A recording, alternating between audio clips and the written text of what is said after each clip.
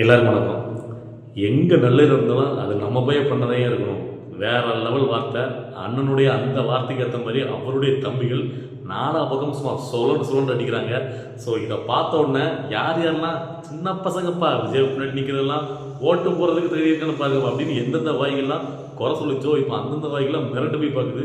So அப்படி இப்போ எல்லா பக்கமும் பார்த்தீங்கன்னா தமிழை வச்சுக்கிறதுடைய கொடி தான் பறக்குது. ஸோ அதை பற்றி தான் உங்கள்கிட்ட பேசணும்னு நினச்சேன். ஃபுல்லாக பேசலாம், வாங்க வீடியோவில் போகலாம். அதாவது நிறைய பேர் வந்து பார்த்திங்கன்னா தளபதி விஜய் எப்போ அரசியல் கட்சி ஆரம்பிச்சுட்டு மாநாடு நடத்தினாரோ அப்போ வந்து பார்த்திங்கன்னா அந்த கூட்டத்தெல்லாம் பார்த்துட்டு என்ன வந்து எதிர்க்க கட்சிகள் இந்த விமர்சனம் வாடகை வகைகள் என்ன சொல்லிச்சுன்னா, அதாவது அவர் பின்னாடி அவர் வந்து ஒரு ஹீரோவாக இருக்கார், ஒரு மாஸ் ஹீரோ. அதனால பார்த்தீங்கன்னா சும்மா அந்த சின்ன பசங்கள்லாம் அவர் பின்னாடி சேர்ந்து ஒரு கூட்டத்தை கட்டுறாங்க. இதெல்லாம் பார்த்தீங்கன்னா என்னத்தை செஞ்சிட முடியும் அப்படின்னு வெளியில் நிறைய வாடகை வகைகள் பேசினாலும் உள்ளுக்குள்ளே வந்து பார்த்திங்கன்னா அந்த கூட்டத்தை பார்த்து ஒரு இது இருந்துச்சு. ஆனாலும் வெளியில் காட்டிக்கல. இப்போ அதாவது தளபதி விஜய் அவர்கள் ஒரு சின்ன ஒரு வார்த்தை சொன்னால் போதும், உடனே பிடிச்சிக்கிட்டு அது வந்து அவருடைய தம்பிகள் அப்படி விட்டா அப்படியே செய்யும் போது அதே வாடகையில் மிரண்டு போய் பார்க்குறாங்க. அதாவது இப்போ வந்து பார்த்தீங்கன்னா 2 நாளாக மழையில் இந்த மழையில் நான் கேட்குறேன், அதாவது ஃபோட்டோ ஷூட் எடுக்கிறதுக்கும் உண்மையிலே களத்தில் நின்று உதவி பண்ணுறதுக்கும் வித்தியாசம் இருக்குது. அதாவது இப்போ எங்கள் ஆளுங்கட்சி வந்து பார்த்திங்கன்னா அவங்க சில முன்னெடுப்பெல்லாம் பண்ணிட்டு இருக்காங்க. முற்றிலுமாக வந்து முன்னெடுப்புகள் பண்ணலை அப்படின்னு நம்ம சொல்ல முடியாது, பண்ணுறாங்க. ஆனால் இதை விடவும் பெட்டராக பண்ணியிருக்க முடியுங்கிறது நம்மளுடைய ஒரு எண்ணங்கள். ஏன்னா இவ்வளோ கோடி ரூபா அந்த நிதிலாம் வாங்கி மழை வெள்ள நிவாரணத்துக்கு முன்னாடியே வந்து பார்த்தீங்கன்னா இதெல்லாம் ஏற்பாடு பண்ணியிருக்கணுங்கிறது நம்முடைய கோரிக்கை.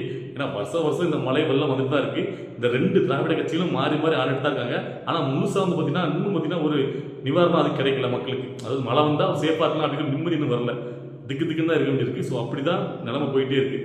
ஸோ அந்த மாதிரி இந்த வெள்ளத்துலையும் பார்த்தீங்கன்னா அதாவது துணை முதலமைச்சர் அவங்களாம் வந்து பார்த்தீங்கன்னா அந்த பேரிடர் காலத்தில் அந்த மழை நிவாரண பணிகளை மேற்கொள்கிற மாதிரி ஃபோட்டோலாம் எடுத்து அவங்க வந்து சோசியல் மீடியாலாம் வருது, நம்ம பார்க்குறோம், எல்லாரையும் பார்த்துருப்பீங்க.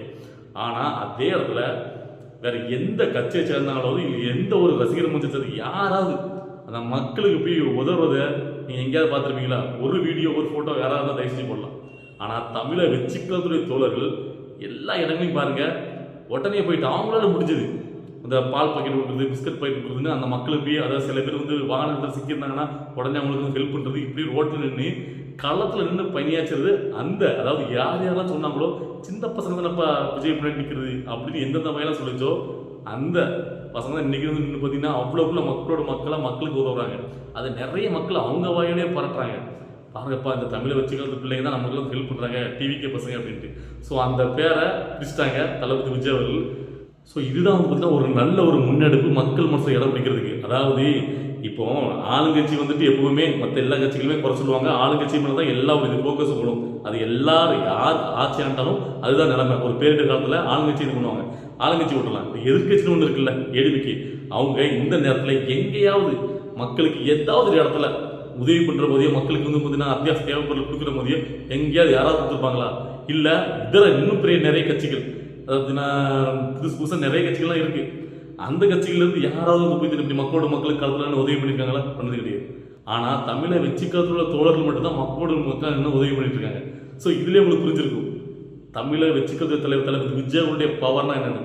அதாவது நீங்கள் ஈஸியாக வந்து பார்த்தீங்கன்னா விமர்சனத்தை வச்சுட்டு போயிடறாங்க. அவளு ஏப்பா அவர் வந்து பார்த்தீங்கன்னா நடிகர் தான்ப்பா, சினிமா நடிகர் தான் 4 பேர் பார்க்க கூடுவோம் அப்படின்னு நல்லா வந்துச்சுங்க. சினிமா நடிகருக்குள்ள ஒரு பவர் ஒன்று இருக்குது. அதை சரியான விதத்தில் பயன்படுத்தினாங்கன்னா அந்த மக்களுக்கு நிறைய நல்ல விஷயங்கள் இருக்குது. அதை தான் தளபதி விஜய் அவர் பண்ணிட்டு இருக்காரு. அதாவது இப்போ நீ வந்துட்டு இருக்கிற இளைஞர்கள் யார் சொன்னால் கேட்பான் சொல்லுவோம். நீங்கள் ஒரு வார்த்தை வீட்டுள்ள பெற்றவங்க சொன்னாலே பையன் கேட்க மாட்டாங்க. அப்படி இருக்கிற நிலைமையில அவரு சொல்லிட்டாருங்கிற ஒரே வார்த்தை காட்டி எங்க நல்ல இருந்தாலும் அது நம்ம போய் தான் பண்ணணும், போய் பண்ணுங்க அப்படின்னு சொன்னால் போதும். அடுத்த நிமிஷம் அணியாக தள்ளுறாங்க, லட்சணங்கள் நம்ம பசங்க ஓடி உதவி பண்ணுறாங்க. இதெல்லாம் எப்படி அவர் சொன்னாருங்கிற ஒரே வார்த்தைக்காக தான். ஸோ அப்படி யார் சொன்னால் இந்த பசங்க எல்லாம் தப்பான நிலையில் போகாமல் நல்வழி ஏற்படுத்தி மக்களுக்கு உதவுறாங்களோ அந்த இடத்துலேருந்து ஒருத்தர் சொல்லும்போது நல்லா இருக்கு. அந்த மாதிரி ஆட்களுக்கு சப்போர்ட் பண்ணுறதுல என்ன தப்புங்க? ஸோ அதனால தான் நம்ம தளபதி விஜய் அவர்கள் மாதிரி ஆட்களுக்கு நம்ம சப்போர்ட் பண்ணுறோம். ஏன்னு கேட்டிங்கன்னா, அதாவது இப்போ கூட ஒரு படத்தில் ஒரு டைலாக் வச்சாங்க, அதாவது கொள்கை ரீதியாக தத்துவம் இல்லாத தலைவர்கள் ரசிகர்களை தான் உருவாக்க முடியும், அது முன்னெச்சரிக்கை வழிவகுக்காதுன்னு. எப்பா ரசிகராக இருக்கிறவன் தான் தொண்டவனாக மாறுறவன் தான் மக்களுக்காக தோட நிற்கிறான். தளபதி விஜய் அவர்கள் ஒரு வார்த்தை சொன்னார்னா இன்னைக்கு செஞ்சு முடிக்கிறதுக்கு எத்தனை லட்சக்கணக்கான தம்பிகள் இருக்காங்க. ஸோ அது எப்படி? ஸோ அதுதான் அவருடைய பவர். இன்னைக்கு அதை பார்த்தோன்னா தான் மிரண்டு மினிக்கு. அதாவது பார்த்தீங்கன்னா இப்படியே திராவிட கட்சிகள்லாம் என்னடா இது இப்போவே உள்ளுக்குள்ளே வேக எடுக்காங்களே அப்படின்னு சொல்லிட்டு. ஸோ இப்போவே இப்படி இருக்கிறவங்க நாளைக்கு ஒரு அரசியலில் வந்துட்டாங்கன்னா தளபதி விஜய் அவர்கள் சொன்னார்னா எப்படி செய்வாங்க நீங்களே பாருங்கள். அதாவது சொல்கிறது எல்லாரும் ஈஸி. அதாவது பார்த்தீங்கன்னா அவர் வந்து என்ன பண்ணிடுவார், இவர் வந்து என்ன பண்ணிடுவார் அப்படின்ட்டு. ஆனால் அது ஒரு வாய்ப்பை கொடுத்து பார்க்கணும். ஏன்னா திராவிட கட்சிகள் இந்நாட்டுக்கெல்லாம் மாறி மாறி இங்கே ஆண்டுறீங்களே, என்ன ஒரு புதுசாக ஒரு மாற்றத்துங்க பண்ணிட்டீங்க, எதுவுமே மாறலை. அதாவது அப்படியே தான் இருக்குது இங்கே எல்லாமே. காலங்காலமாக வந்து பார்த்திங்கன்னா அதே சட்டத்திட்டங்கள் அதே குற்றங்கள்னு அப்படியே நடந்துகிட்டு இருக்கு. எந்த ஒரு இடத்துல இப்போ பார்த்தீங்கன்னா எவ்வளோ வன்முறைகள், எவ்வளோ குற்றங்கள், இயற்கை என்ன வந்தாலுமே அதுக்கப்புறம் தான் போயிட்டு அதை சரி பண்ணுறதுக்கான பார்க்குற ப்ரிவென்ஷனாக எந்த ஒரு ஏற்பாடுமே பண்ணுறது கிடையாது. ஸோ அதை பண்ணணும் அப்படின்னா புதுசாக வர்றவங்களுக்கு ஒரு வாய்ப்பை கொடுக்கணும், கொடுத்து பார்க்கணும் அவர் எப்படி பண்ணுறாரு. ஸோ இல்லை நம்ம நாட்டில் முன்னோடியாக அந்த பெரிய தலைவர்லாம் 100 இளைஞர் கொடுங்க நான் இந்த நாட்டையே மாற்றி காட்டுறாங்க. ஆனால் தளபதி விஜய் அவர்கிட்ட லட்சக்கணக்கான இளைஞர் இருக்காங்க. ஸோ ஒரு வாய்ப்பு கொடுத்து பாருங்க அவர் என்ன பண்ணுறாரு அப்படின்ட்டு. அதுக்கப்புறமா நீங்கள் விமர்சனம் பண்ணுங்க, ஓகேவா? இதை எதுக்காக நான் சொல்கிறேன்னா, இதை சொல்லும் போது எனக்கு அவ்வளோ ஒரு சந்தோஷம். ஸோ அதாவது இந்த அளவுக்கு இந்த மழை வெள்ளத்திலையும் ஸோ அண்ணன் சொல்லிட்டார் அப்படின்ற தமிழ் மக்களை இவ்வளோக்குள்ள உதவி பண்ணுறதை பார்க்கும்போது ரொம்ப வந்து பெருமையாக இருக்குது.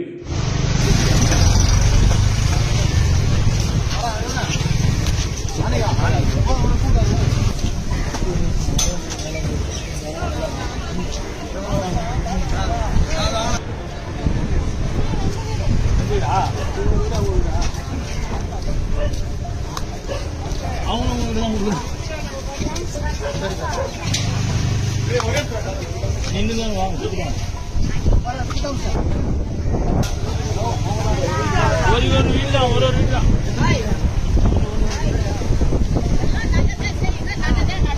அவ்வளோதான் எல்லாம்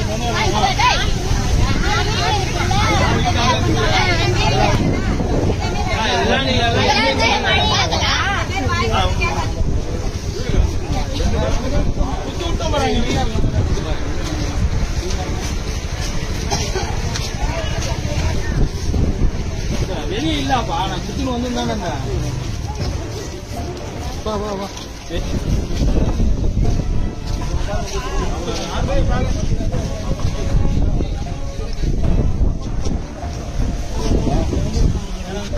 இப்போ நாங்கள் என்ன பண்ணோம்னா வந்து அவங்களுக்கு பெட்ஜெட்டு ஒரு 50 பேருக்கு பெட்ஜெட்டு, பால், பிரெட்டு நாங்கள் ஒன்றிய சார்பாக நகர சார்பாக வந்து கலந்து தலைமை உத்தரவுப்படி மக்களுக்கு தேவையான பிரெட்டு, பால், பிஜெல்லாம் கொடுத்துருக்கோம்.